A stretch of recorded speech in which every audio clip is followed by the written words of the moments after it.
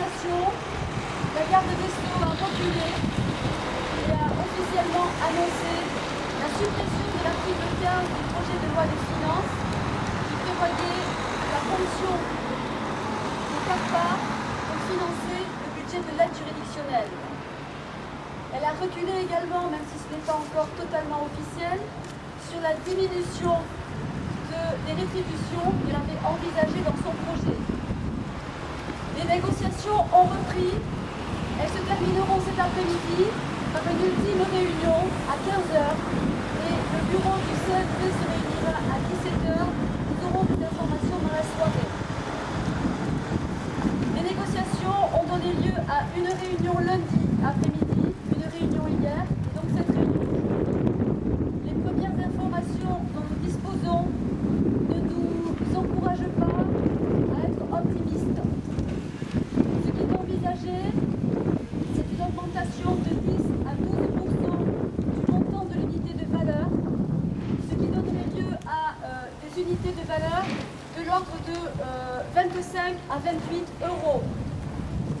Je rappelle que cette somme est dérisoire et que le rapport qui avait été établi par KPMG démontrait clairement qu'à moins de 41 euros, les cabinets ne rentrent pas dans leur charge en étant rétribués de cette façon. La somme de 41 euros, c'est celle qui a été rappelée et demandée ces derniers jours par la conférence des bâtonniers et par le barreau de Paris, assis à la table des négociations.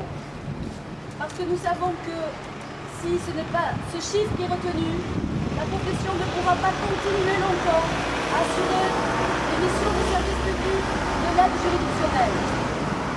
Aussi aujourd'hui, nous sommes mobilisés parce que notre détermination doit continuer.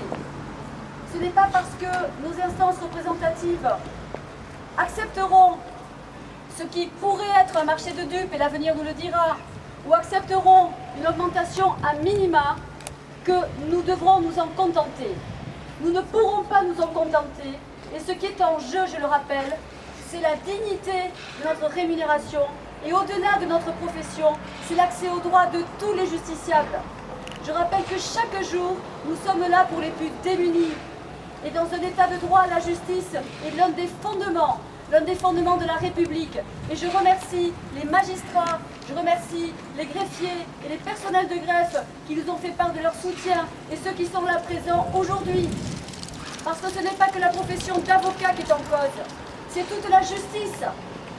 Et nous devons rester mobilisés parce qu'il est inquiétant que dans une démocratie comme la France, ou qui se prétend telle, la justice soit aussi malmenée. C'est aussi pour cela que nous nous réunissons.